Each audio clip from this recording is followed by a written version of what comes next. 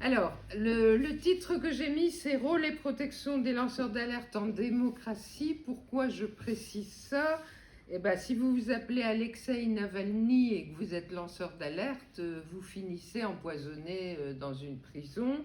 Ou si vous vous appelez Anita Politkovskaya et que vous faites du journalisme d'investigation, eh ben, vous mourrez dans la rue, quoi. Voilà. Donc là, on est en démocratie, on n'est pas content de notre démocratie, on n'est pas content des choix du gouvernement sur les bassines, sur les pesticides et tout ça, mais on est encore en démocratie, heureusement. Alors avant de commencer à parler des lois, je voulais vous faire des portraits de lanceurs d'alerte. Alors de temps en temps, vous allez avoir des photos un petit peu surréalistes. C'est parce que le logiciel que j'ai utilisé n'est pas le même que celui de cet ordinateur. Mais vous en aurez des vraies et des belles. Donc les lanceurs d'alerte, c'est avant tout les victimes. Là, vous avez des salariés de l'amiante à Dunkerque qui se réunissent et puis qui entendent les discours avec le nombre de morts de l'année. Parce que l'amiante est très longue à donner ses effets, quelquefois 15 ans. Et donc ces gens-là découvrent les victimes successivement. Et puis je vous ai mis 6 exemples pour que vous voyez que ces gens ont des têtes comme vous et moi. C'est pas des Robin des Bois, c'est pas Superman. C'est des gens dans leur profession, dans leur vie de tous les jours, qui à un moment donné ont été lanceurs d'alerte. On va commencer par Pierre Méneton, si ça veut bien. Ouais. Pierre, il est chercheur à l'INSERM. Il travaille sur la cardiologie, sur les artères. Et puis un jour, il lit dans une revue que le sel, c'est très bon pour la santé et pour la circulation. Donc, vu ses recherches et tout ce que connaissent les cardiologues sur la toxicité du sel pour les artères, bah, il dit, mais il raconte des conneries. Et donc, il fait un article dans une revue scientifique. Et cet article est d'ailleurs repris par un journal, Le Point. Et il dit que non, le sel, il ne faut pas en consommer de trop, ça abîme les artères, ça augmente l'hypertension et tout ça, en tant que chercheur, quoi. Et que se passe-t-il? Le comité des salines du Sud l'attaque en justice pour diffamation. Alors on l'attaque en justice pour diffamation et d'abord on écrit à son patron, à l'INSERM, qui est le grand institut français de recherche médicale, pour lui dire mais qu'est-ce que c'est que ça? Le sel n'a jamais fait de mal, qu'est-ce que c'est que ce monsieur? Et il est traîné en justice. Quand vous êtes un père de famille normal, chercheur, avec son petit budget, sa petite maison, vous vous retrouvez en justice, il faut payer un avocat, vous demandez à votre patron de l'INSERM en disant bah, je suis attaqué, aidez-moi. Et l'INSERM, il fait je ne veux pas le savoir. Ensuite, il découvre qu'il va être écouté au téléphone. C'était sous le gouvernement Fabius. C'est quand même intéressant. Donc voilà ce qui arrive à un lanceur d'alerte courageux. Le deuxième exemple que je vais vous donner, c'est André Cicolella. Certains d'entre vous le connaissent peut-être. Alors lui, il est chimiste. Il travaille dans un organisme, Institut national de recherche et de sécurité.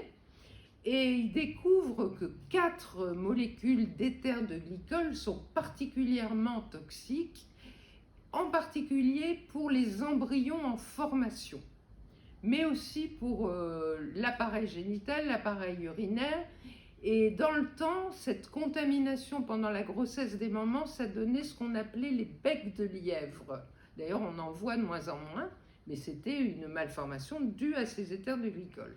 Donc il organise un grand colloque dans l'Est de la France avec le CNRS, etc. Et une semaine avant le colloque, on lui dit « Tu retires ta communication, cette table ronde est supprimée et tu n'as pas le droit de parler de ça et tu ne viens pas au colloque. » Donc il est furieux, c'est lui qui avait organisé le colloque avec des chercheurs qui venaient du Japon, des USA, etc. Donc du coup, il râle, et puis il y a un journaliste du Monde qui s'appelle Stéphane Foucard qui vient l'interviewer, et du coup, André Cicolella, il déballe tout, il dit bah, on m'a empêché d'aller au colloque, et pourtant les 4 éthers de glycol, voilà ce qu'ils font, c'est tel genre de molécules, etc., c'est dangereux, ça abîme les embryons, etc., ça sort dans la presse. Que croyez-vous qu'il lui arriva? Eh bien, il a été licencié. Licencié de son travail de chercheur, etc. Licencié pour faute grave. Donc lui, il va se rebiffer, il va aller en justice, et à la fin de son parcours juridique, la Cour de cassation va obliger sa réintégration. Donc entre 1994, le colloque supprimé, et l'an 2000 où il est réintégré, c'est 6 ans de galère, de dépression, d'opprobre, les copains, entre guillemets, qui lui disent « t'aurais pas dû parler de ça, tatati, tatata ». Une autre qui est sans doute la plus célèbre pour vous, c'est Irène Frachon. Elle est médecin, elle est pneumologue, elle s'occupe des malades dans l'hôpital et elle découvre que beaucoup de gens font de l'hypertension artérielle pulmonaire, des artères juste près du cœur. Tous ces gens mangent un médicament qui s'appelle le Mediator. Quand vous n'avez pas d'image, vous me le dites, hein, parce que moi je ne regarde pas derrière, moi j'ai des belles images sur mon écran. Donc elle va se battre contre ça, mais les médecins ont tous un canal pour faire des alertes. Quand un médecin donne un médicament et qu'il voit que son patient il devient couvert de boutons violets, il y a un canal pour faire remonter à Paris, à l'agence du médicament, en disant « Ouh là là, comité de suivi, là il y a un problème, un effet secondaire de ce médicament ». Donc elle passe par le canal normal, rien ne se passe. Donc elle va mener une étude très complète, statistique, et elle va aller elle-même à l'agence du médicament et elle va se faire humilier. On va lui dire « mais vous n'êtes qu'une petite pneumologue, mais qu'est-ce que vous nous racontez ?» etc. Longtemps après, on découvrira que dans l'agence du médicament siégeait dans le comité décisionnel le fabricant du Mediator. Donc voilà, il y a un film qui est sorti qui s'appelle La fille de Brest. Si vous voulez voir toute l'histoire, c'est quand même assez intéressant. Ce médicament était un traitement de diabétique, mais en réalité, tous les médecins généralistes étaient démarchés par les représentants du laboratoire Servier et on leur disait « Bon, c'est pour le diabète, mais ça a des effets géniaux pour maigrir. C'est un coupe-faim. » Il y a des milliers de médecins qui ont ordonné ce médicament et il y a des milliers de victimes de ce médicament qui, à la fin, bien sûr, a été retiré. Valérie Murat, alors là, c'est pas loin d'où j'habite maintenant, elle est viticultrice bio. Et elle découvre que le gouvernement, pour aider les agriculteurs, va lancer un nouveau label, la haute valeur environnementale, avec des belles petites étiquettes, haute valeur environnementale. Alors Valérie, son sang ne fait qu'un tour parce qu'elle voit son voisin haute valeur environnementale qui met plein de pesticides et tout ça. Elle dit, bah, enfin, c'est pas bio et tout, puis ça trompe les gens. Vous voyez, vous avez la petite étiquette là, là c'est issu d'une exploitation haute valeur environnementale. Dans les rayons, les gens ils voient ça, quelquefois ils croient que c'est du bio. Donc Valérie, avec son association, va acheter ces bouteilles, va les analyser dans un laboratoire, va mettre sur Internet la composition du vin avec tous les pesticides qu'il y a dedans. Jusque-là, c'est des actions militantes assez classiques, hein. Le comité interprofessionnel des vins de Bordeaux, qui est une puissance à Bordeaux, vous imaginez même pas, va porter plainte contre elle pour diffamation. Elle va aller en justice à Bordeaux. Elle va être condamnée à 125 000 € d'amende pour diffamation. Donc tout naturellement, les gens apprennent ça, les ONG disent bah, on va l'aider, et puis on va aller en appel. Et là, le comité interprofessionnel des vins de Bordeaux découvre un texte de juridiction très rarement utilisé. On n'a pas le droit d'aller en appel si le plaignant réclame que la condamnation en première instance soit exécutée. Donc il faut qu'elle rassemble les 125 000 € avant de pouvoir aller en appel. Alors, on les a rassemblés, hein. On a fait une cagnotte, ça a été long, hein, parce que 125 000 €, faut les rassembler, mais on les a rassemblés et ça y est, elle peut aller en appel, quoi. Mais c'est quand même absolument terrible. Et enfin, la dernière, c'est Maureen Kearney. Alors elle, c'est une femme du monde, hein. Elle se balade, Chanel, Vuitton, etc. Elle fréquente les ministres, c'est quelqu'un de très important chez Areva, le fabricant de centrales nucléaires. Elle est syndicaliste, donc elle voit passer tous les documents, tout ça. Et un jour, elle voit passer un contrat entre Areva et la Chine qui dit « On vous vend des centrales nucléaires, mais on vous vend aussi toute la technologie, puis une fois que vous l'aurez, vous pourrez vous-même construire des centrales nucléaires. » Ce qui est vraiment de la fuite de connaissances industrielles.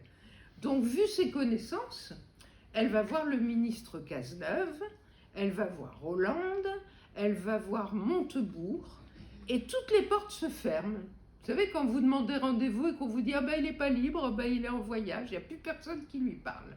Et elle va commencer à être suivie dans la rue. Elle va avoir des appels téléphoniques et puis on raccroche quand elle décroche, etc. Maureen, au début, j'ai eu du mal à la croire. Moi, je l'ai rencontrée il y a 4 ans, j'ai eu du mal à la croire. Allez voir le film La syndicaliste, vous découvrirez toute l'histoire qui est maintenant reconnue par tout le monde.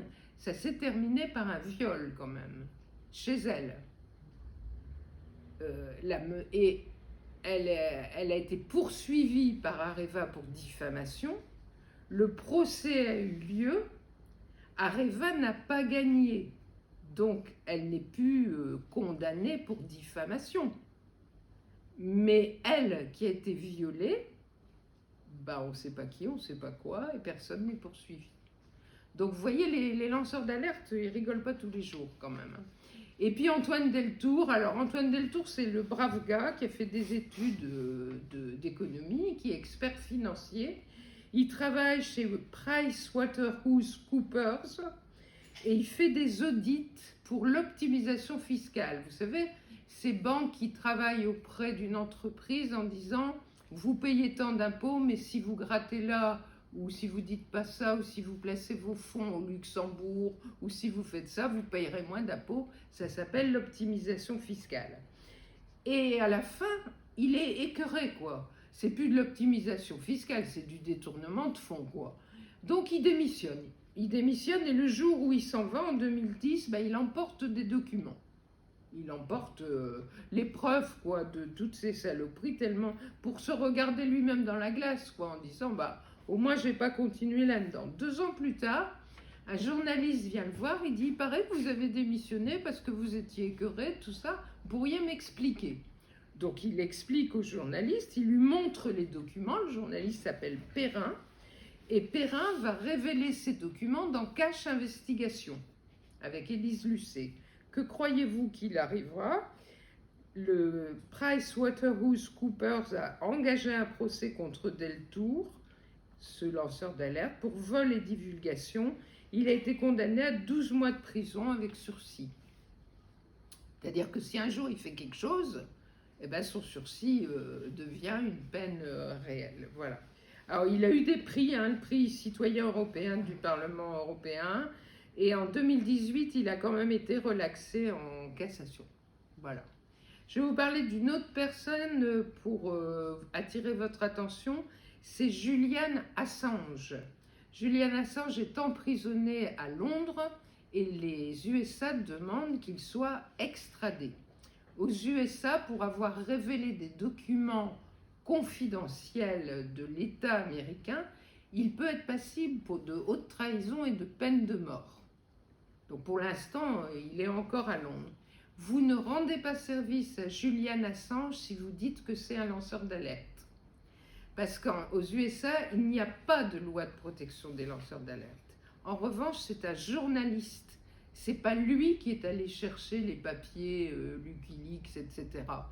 Donc, il n'a fait que les éditer. Et en tant que journaliste aux USA, il pourrait être protégé. Donc, il faut faire attention au vocabulaire. Quand on veut défendre Julian Assange, on ne dit pas que c'est un lanceur d'alerte, on dit que c'est un journaliste qui a diffusé des choses. Voilà, alors je vous ai mis des usines que vous connaissez peut-être, hein, Ferrodo, Eternit, les chantiers navals de Dunkerque, etc. À chaque fois, vous avez des gens qui ont été contaminés, qu'on n'a pas écoutés, et qui cherche désespérément comment on va punir les responsables. Alors, ce qui serait intéressant cette soir, c'est qu'on regarde ensemble les mécanismes qui aboutissent à ça. Alors, ça commence toujours par des victimes qu'on a vues. Ensuite, vous avez le deuxième point de ce mécanisme, toujours pareil, vous avez des autorités. Alors ça peut être une mairie, ça peut être n'importe quoi, des autorités qui sont très complaisantes avec les lobbies, qui se fréquentent et tout ça. Alors, je ne sais pas si on l'aura. Ouais, vous avez ça. Donc, vous voyez, c'est des relations de salon, etc., quoi. Celle-là, vous l'avez, vous avez gagné le gros lot, vous avez la photo de Elisabeth Borne avec le président des jeunes agriculteurs, avec Arnaud Rousseau, que vous avez dû voir pas mal à la télé pendant ces dernières manifestations d'agriculteurs, toujours président de la FNSEA, avec le secrétaire général de la FNSEA, et un petit jeune, le ministre de l'Agriculture, Marc Fesneau. Alors ça, c'était une petite réunion amicale, et le soir, il y a eu un communiqué du gouvernement. Le gouvernement renonce à augmenter la redevance pour pollution diffuse après un entretien constructif avec la FNSEA.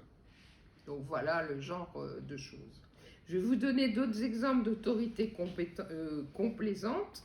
Par exemple, M. Marc Fesneau, ministre de l'Agriculture, avait une gentille directrice de cabinet qui s'appelait Éléonore Leprêtre. Éléonore Leprêtre, elle l'a quittée. Maintenant, elle est directrice de la communication et des affaires juridiques de FITEIS, l'ex-UIPP, Union des industries productrices de pesticides. Voilà. Donc, vous travaillez au cabinet du ministre de l'Agriculture et on vous offre un poste de direction à l'Union des industries qui fabriquent des pesticides. Le dernier exemple en date, vous avez dû entendre à la télé qu'il y a un scandale parce que le gouvernement a vraiment dépensé trop d'argent pour avoir recours à des cabinets conseils extérieurs, alors qu'on a des cadres dans les ministères payés pour ça, quoi. Ils font faire des études par des cabinets conseils, et en 2021, ils avaient dépensé 1 milliard de rémunération de ces cabinets conseils. Donc, il y a une sénatrice communiste qui a fait un projet de loi pour contrôler ces cabinets conseils et les relations avec le gouvernement. Il y a un cabinet qui s'appelle Accenture, qui vient de recruter un monsieur dont vous connaissez peut-être le nom, Richard Ferrand, l'ancien président de l'Assemblée nationale, et sa mission, c'est aller voir tous ses anciens collègues pour les convaincre de ne pas voter la loi qui encadre les rapports du gouvernement et des cabinets conseils. Donc voilà un deuxième point qu'on va rencontrer dans tous les scandales. Alors, je ne sais pas où vous en êtes là. Ouais. Je ne sais pas si vous avez vu le film Goliath. Sinon, allez le voir parce que les réalisateurs ont travaillé avec nous pour nous demander comment les lobbies interviennent au Sénat. Et les réunions que vous verrez dans Goliath sont vraiment des réunions qui ont eu lieu, quoi. On aurait pu mettre les noms des gens dessus. Là, j'ai pris une réunion au hasard. Ce troisième point commun entre tous les scandales, c'est qu'il y a toujours des lieux de cogestion entre les pouvoirs publics et les intérêts privés. Alors, pour l'amiante, par exemple, il y a eu un truc qui s'appelait le comité permanent amiante, où siégeaient Eternit, et siégeaient des médecins achetés par Eternit, et siégeaient des médecins que finançait le ministère pour une expertise, siégeaient des académiciens comme Allègre qui disait que c'était excellent, l'amiante, que ça posait aucun problème. Alors lui, il siégeait pas dans le comité, mais je le prends comme exemple entre deux. Dans le cas de Sicolela, c'était l'INRS. L'INRS, c'est Institut d'expertise de recherche sur la sécurité des entreprises, sur le risque. Dedans, c'est moitié capitaux privés, moitié capitaux publics. Dans le cas d'Irène Frachon avec le Mediator, c'était l'AFSAPS, qui s'appelle maintenant Agence du médicament, dans la commission qui décidait si on laisse un médicament sur le marché ou pas, siégeait le représentant de Servier, le fabricant du Mediator. Donc la France a continué à autoriser le Mediator pour des années et des années.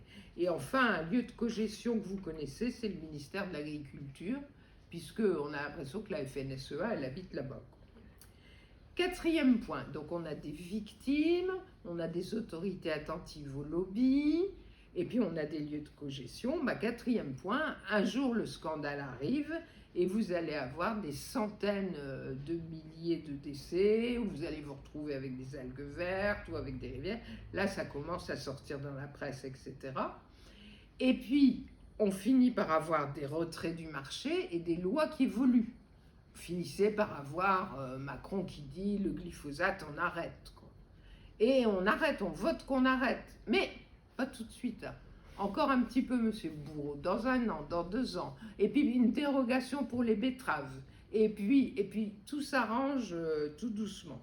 Vous avez un véritable balai des lobbies qui vient pleurer au ministère, etc. Ou bien vous avez le diable dans les détails. Par exemple, l'Europe fait des expertises sur le glyphosate, donc elle prend les bidons de Monsanto, et elle analyse la molécule de glyphosate. Et la molécule de glyphosate, c'est pas bon pour la santé, ça, je ne vais pas vous dire ça.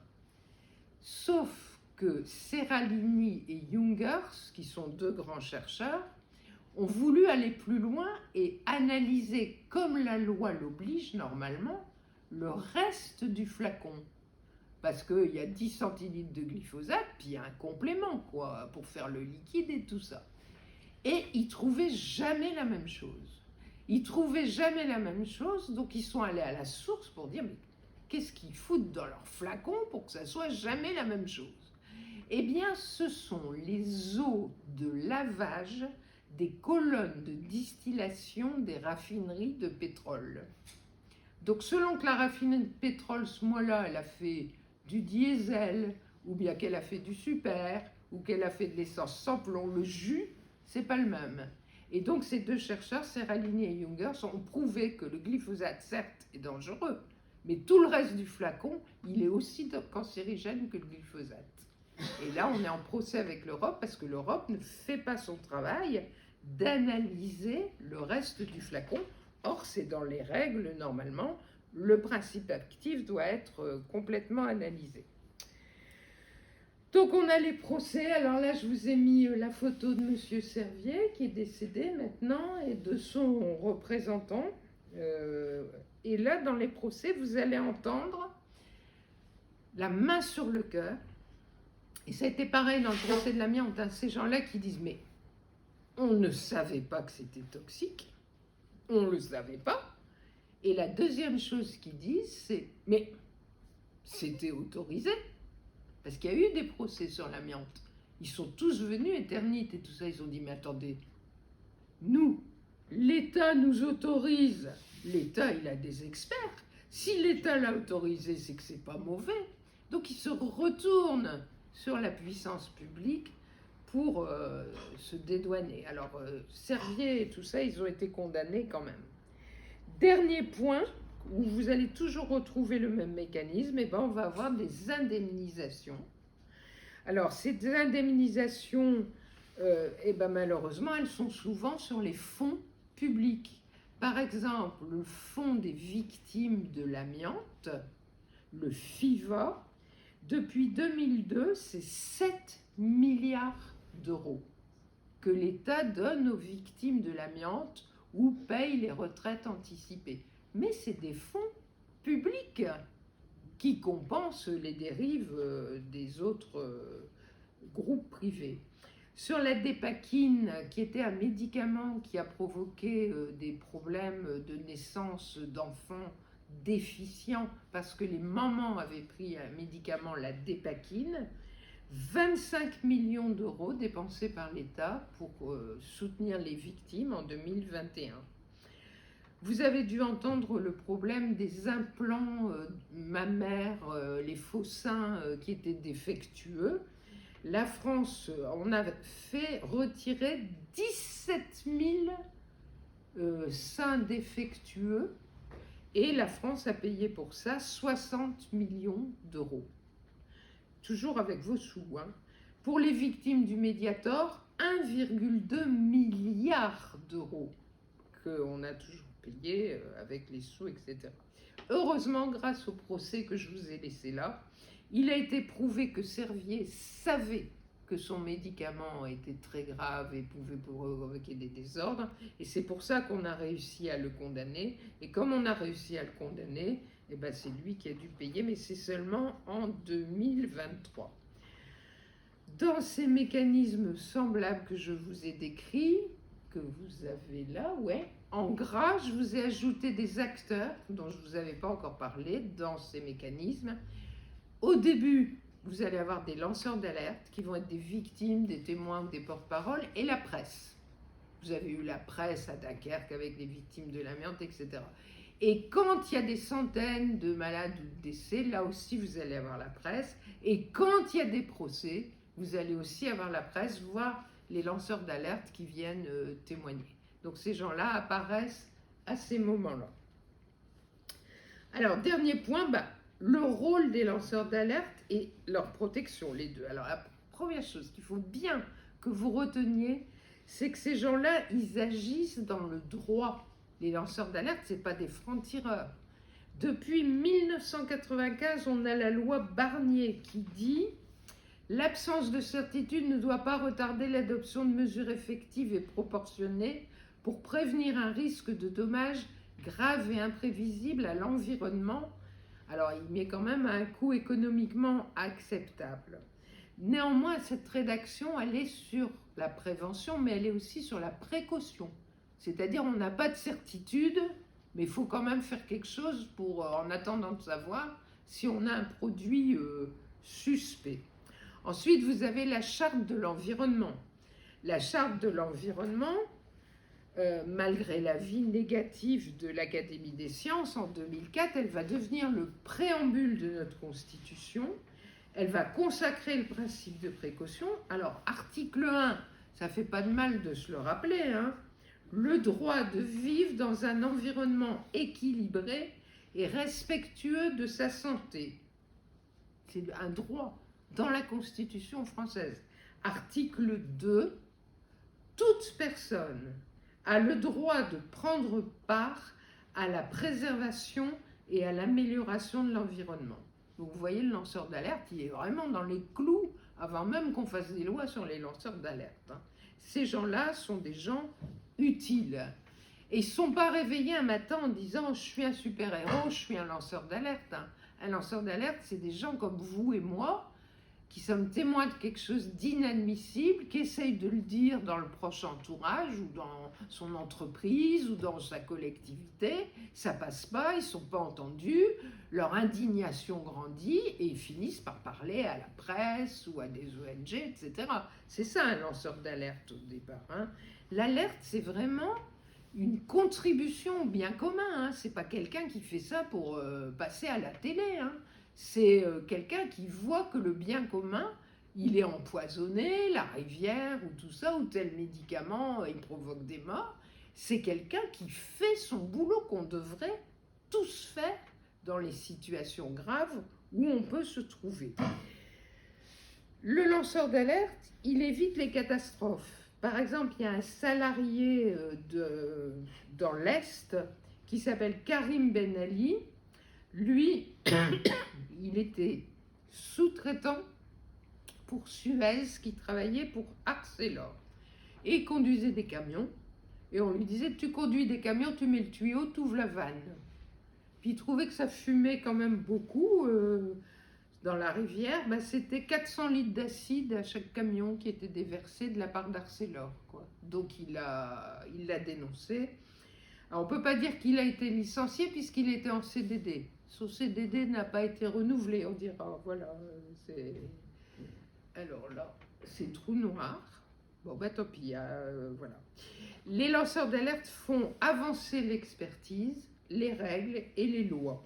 Alors, je vais vous donner un exemple sur les 2 pesticides qui ont été retirés, le Régent et le Gaucho. Monsanto avait dit mais c'est pas mauvais pour les abeilles. Et Monsanto avait pris des experts qui avaient pris des abeilles, qui les avaient fait passer dans un petit tuyau en carton avec des trous, et il leur avait mis dessus du Régent et du Gaucho. Et à la sortie, les abeilles, elles sortaient en pleine vie, quoi. Donc Monsanto en a conclu que c'était pas toxique. Mais grâce aux lanceurs d'alerte apiculteurs qui ont dit bah ouais, l'abeille elle sort vivant, mais elle sait plus où sont les fleurs, elle sait plus parler à ses copines et elle sait plus où sont la ruche. Donc quand même, il y a un problème, quoi. Et ben ces 2 pesticides ont réellement été retirés. Les 4 éthers de glycol d'André Cicolella, là, ça y est, ils sont interdits, on n'a plus le droit de les employer. Et dans les entreprises, s'il y a utilisation pour un procédé d'autres éthers de glycol, il est interdit de faire travailler des femmes en âge de procréer à proximité des cuves de ces éthers de glycol, quand même. Donc on fait évoluer la loi, on fait évoluer le droit. Maintenant, on connaît le mécanisme de la dépakine et tous les médicaments qui attaquent les bébés. Le Mediator a été retiré de la vente. Vous avez du jambon maintenant où il est marqué qu'il y a moins de nitrite ou moins de sel. Le taux de sel dans le pain a diminué. L'agence du médicament, le directeur y a été viré, puis on a tout remplacé les procédures. Et la corruption entre les laboratoires et les médecins et pharmaciens est surveillée. C'est-à-dire que les praticiens doivent faire la liste de tous les cadeaux qu'ils ont reçus et les labos doivent faire la liste de tous les cadeaux qu'ils ont donnés. Et il y a des ordinateurs, vive l'intelligence artificielle, qui confrontent les deux. Et c'est ainsi qu'une ministre de la Santé récente a été prise la main dans le sac puisqu'elle était pharmacien et elle avait accepté plein de cadeaux de Urgo. Donc vous alliez dans sa pharmacie, il y avait des pansements Urgo, du mercurochrome Urgo, du ceci Urgo, il n'y avait pas les autres parce que c'était des cadeaux, sauf qu'avec ces listes maintenant, on a quand même un relatif suivi. Sur ce, au niveau médical, il faut savoir qu'en France, les médecins n'ont pas de formation continue et que la formation continue, elle est faite par les labos. Et que régulièrement, il y a des grands chirurgiens qui ont des colloques à l'autre bout du monde, au Brésil, pour étudier tel médicament sur la colonne vertébrale ou telle façon d'opérer un bras avec tel appareil et tout ça. C'est les labos qui payent. Puisqu'il n'y a pas de formation, vous livrez quand même les médecins dans les pattes des labos. Les lanceurs d'alerte, ils partagent la culture scientifique parce que ils étudient leurs sujets compliqués, hein, les molécules d'éther de glycol, tout ça c'est compliqué à fond, mais comme ils ont besoin de convaincre les gens, ils trouvent les bons mots, la pédagogie, ils font des schémas, ils expliquent aux juges, ils expliquent aux avocats, ils expliquent aux journalistes, c'est vraiment des médiateurs de culture scientifique. Alors comment les protéger ? Eh ben, on a fait une petite loi, hein, parce que ils étaient licenciés, maltraités, discrédités, traînés en justice, il leur arrivait les pires malheurs, donc il faut les protéger. En 1999, vous avez un chercheur en sciences humaines qui a, oui, quand je vous dis maltraité, regardez ça, c'est un journal médical qui a sorti sa une sur Irène Frachon. Maintenant, taisez-vous, madame. C'est quand même violent, quoi. Quand on sait qu'elle a sauvé des vies et tout ça, quoi. C'est une vie. Il faut savoir que les collègues de Irène Frachon à l'hôpital de Brest, à part quelques-unes, ne lui parlaient plus, hein, en disant tu vas nous faire mal voir, on va plus avoir de sous des labos, etc. Hein, quand même. Donc il y a un chercheur qui s'appelle Château-Renaud qui va sortir en 99 un livre, Les sombres précurseurs, dans lequel il explique ce qu'est un lanceur d'alerte. Et c'est la première fois qu'on voit apparaître ce nom en France. Ensuite, nous, on va faire un colloque sciences citoyennes au Sénat sur les lanceurs d'alerte. Mais il y a déjà des nuages. Si vous regardez du côté droit, il y a un monsieur qui s'appelle Sarkozy, qui confie à un autre monsieur qui s'appelle Attali une commission pour la libération de la croissance. Vous avez peut-être entendu parler de la commission Attali. Et puis il y a un petit jeune là, hein, tout frais moulu là, qui est rapporteur, donc il a son porte-document, puis il écrit, c'est lui qui fait le rapport. Et il s'appelle adjoint, et il s'appelle Macron. Et il y a une petite phrase dedans qui dit « ça serait bien de retirer le principe de précaution de la Constitution ». Vous voyez, pendant qu'on fait monter le statut de lanceur d'alerte, il y a des drôles de trucs. Donc en 2013, j'ai la chance de pouvoir faire ma loi qui protège les lanceurs d'alerte, mais qui s'occupe aussi de l'indépendance de l'expertise, parce que c'est un vrai gros sujet. Et puis, bon, 2013, sauf qu'en 2015, il y a toujours le petit jeune là qui est devenu ministre, il est devenu secrétaire d'État à l'économie et tout ça, et on lui demande de faire une petite loi sur la croissance. Donc il vient dans l'hémicycle faire une petite loi sur la croissance, et sans prévenir les parlementaires, il dit « Ah, on a un amendement du gouvernement, c'est un petit texte sur le secret des affaires. » Et il commence à glisser le secret des affaires. Je vous invite quand même à regarder la tête de Ségolène Royal et la tête de ses collègues. Tout le monde le regarde en train de dire « Mais qu'est-ce qui lui prend, quoi, d'inventer? C'est pas dans le texte et tout ça, quoi. » Il nous rajoute le secret des affaires. Bon, il va y avoir des manifs gigantesques, des pétitions, la mobilisation d'Élise Lucet, la mobilisation de tous les journalistes, et il va retirer, sur ordre de Hollande, son amendement sur le secret des affaires. En 2016 arrive la loi Sapin.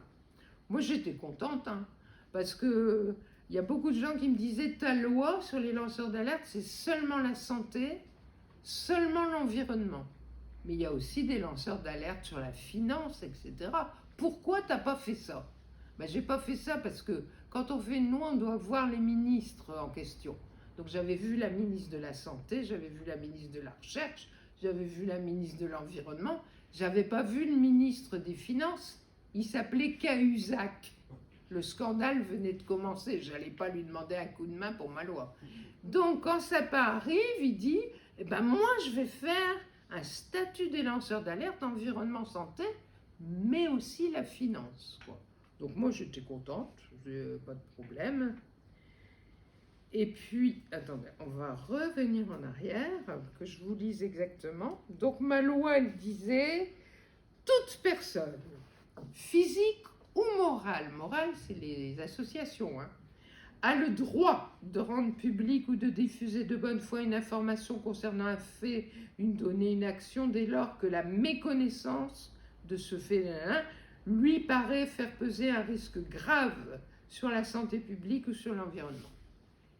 Et Sapin, qui ajoute les finances, il dit « Mais je vais l'écrire un peu mieux ton texte. Hein. » Et il va écrire mieux mon texte, il va mettre « Un lanceur d'alerte est une personne physique, pouf, il n'y a plus les associations, qui révèle ou signale de manière désintéressée de bonne foi un crime ou un délit, une violation grave et manifeste d'un engagement international. » Du coup, la fuite de mercure dans la rivière, là, c'est plus un lanceur d'alerte.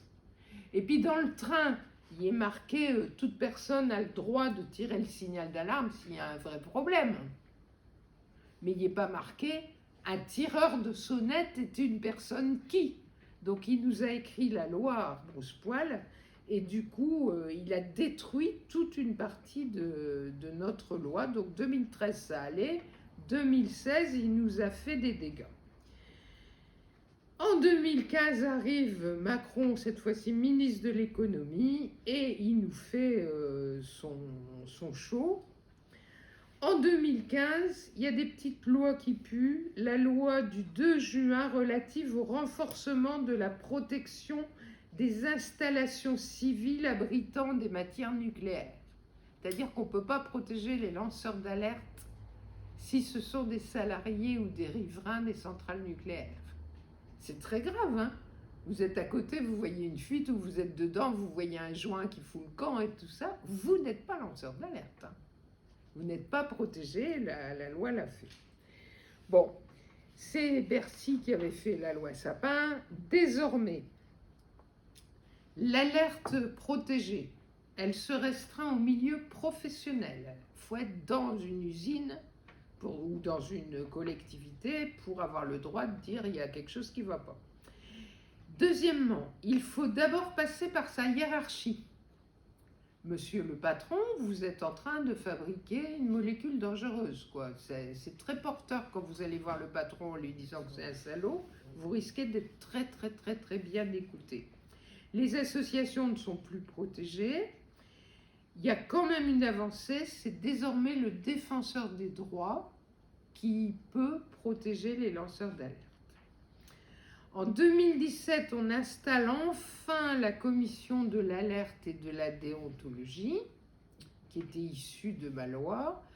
Et comme j'ai attendu 3 ans et demi pour qu'on installe ma commission, je l'ai présidée pendant 6 mois, puis j'ai arrêté d'être sénatrice, quoi. Mais bon, c'était encore un cadeau. Donc cette commission vous permet de déposer des alertes sur différents sujets. Ça, c'est un extrait d'Internet. Et puis en 2018, la consécration de Macron. Donc j'ai mis la pomme pour que vous voyez ce qui reste de ma loi au fur et à mesure qu'avancent les gouvernements. Et 2018, c'est la loi Macron sur le secret des affaires qui dit « Toute personne ayant accès à une pièce ou au contenu d'une pièce considérée par le juge comme étant couverte ou susceptible d'être couverte par le secret des affaires est tenue à une obligation de confidentialité lui interdisant toute utilisation ou divulgation des informations. » Donc vous voyez à quel point une loi peut être scélérate pour une autre loi, quoi. Ensuite, dans la foulée, dans ce bon esprit de collaboration, vous allez avoir en 2019 l'installation d'un machin qui s'appelle la cellule Déméter. Alors la cellule Déméter, on confie à la gendarmerie le soin d'intimider, de poursuivre toute personne qui dit du mal des agriculteurs. Donc c'était dirigé contre les gens qui pénètrent dans les abattoirs, c'est dirigé si vous faites des tracts en disant « paysans salauds nous empoisonnent avec les pesticides », vous étiez susceptible de voir débarquer les gendarmes. Cette commission qui est née en 2019, elle a été supprimée en 2022. Quand même, ça c'est bien. Et enfin, dernier point, loi de 2013, loi de 2016, l'Europe fait un texte et elle demande à tous les pays d'introduire la protection du lanceur d'alerte dans son droit. Donc il y a un député, M. Waserman, qui va être chargé de rédiger l'article 1, l'article 2, etc., de changer des choses. J'ai travaillé avec Waserman et il y a un député qui est aussi un député du Nord qui s'appelle Bernard Silis, j'espère que je vous Lissis. Donc on a travaillé ensemble avec Waserman et on a rétabli des trucs de ma loi, quoi. Et le rôle du défenseur des droits a été renforcé. Alors si vous allez sur Internet, vous tapez défenseur des droits, lanceur d'alerte, et vous avez l'équivalent de ce livret vraiment avec toute la méthodologie pour être lanceur d'alerte, protégé, sans prendre de risques. Pour ne pas vous retrouver dans le cas de ma viticultrice qui avait eu le malheur de dire, avec ses analyses qui étaient justes, « Ah oui, ces gens-là, c'est des assassins, quoi. » Alors, paf, il ne faut pas... Chaque mot compte, quoi, quand vous communiquez. Dans ce livre, vous allez aussi trouver à quel moment vous avez le droit de parler à la presse. Vous n'êtes pas protégé si vous parlez à la presse avant de l'avoir signalé à l'autorité compétente, qui peut être le préfet, qui peut être le ministre concerné, qui peut être l'agence du médicament. Vous le faites, il doit se passer 3 semaines, je crois, je ne sais plus, et au bout d'un délai, pas de réaction, vous pouvez parler à la presse et vous serez protégé. Mais si vous transgressez les règles, vous ne serez pas protégé. C'est quand même très important à savoir. Alors, après ce joli petit livret qui prévoit tous les cas où on aura des protections, hein. votre salaire il baisse, vous n'avez pas de promotion, vous êtes placardisé, vous êtes renvoyé dans une usine loin de l'endroit où vous travaillez, on ne renouvelle pas votre contrat de travail, on salit votre réputation. Tout ça, le défenseur des droits vous protège. Il va en justice et il poursuit l'entreprise ou la collectivité qui vous a fait des misères. Donc tout ça, c'est des extraits du truc. Il y a donc une progression, loi Barnier, charte de l'environnement, loi Blandin, l'installation de la commission, la loi Wasserman, la dissolution de Déméter, une nouvelle direction qui protège les lanceurs d'alerte chez le défenseur des droits. Il y a des jurisprudences contre le secret des affaires. Néanmoins, dans l'état où on a du texte du code des lois, vous avez des choses contradictoires. La loi secret des affaires qui dit que vous n'avez pas le droit de divulguer les affaires internes. Donc par exemple, Irène Frachon qui dit dans le Mediator, il y a la molécule de benzofluorex qui tue les gens, mais en révélant qu'il y a du benzofluorex, elle révèle la composition, le secret de composition du médicament. Je ne suis pas sûre qu'aujourd'hui elle serait protégée, Et puis il y a la loi sur les lanceurs d'alerte qui protège. J'aurais tendance à dire place aux avocats, Et vous avez intérêt à en avoir des bons pour faire ça. Voilà, c'est terminé. Je termine sur mon poisson que j'aime beaucoup. Si vous avez un gamin qui a un poisson dans un bocal et que le poisson va mal, votre gamin, il va tout de suite vous dire faut changer l'eau. Ou bien il va vous dire faut changer la nourriture. En France, le gouvernement, un ministre de la Santé, quand vous allez mal, il vous dit on va vous donner des médicaments du même labo que les molécules qui vous a rendu malade, Puisque ceux qui fabriquent les pesticides sont aussi Bayer, etc., des gens qui fabriquent des médicaments. Donc je tiens beaucoup à mon petit poisson parce que je crois que c'est la clé des choses, Le jour où on a compris que notre santé, notre bien-être dépend du bon état de l'environnement, on aura tout compris, on aura besoin de moins de médicaments, Mais on n'en est pas là. Voilà.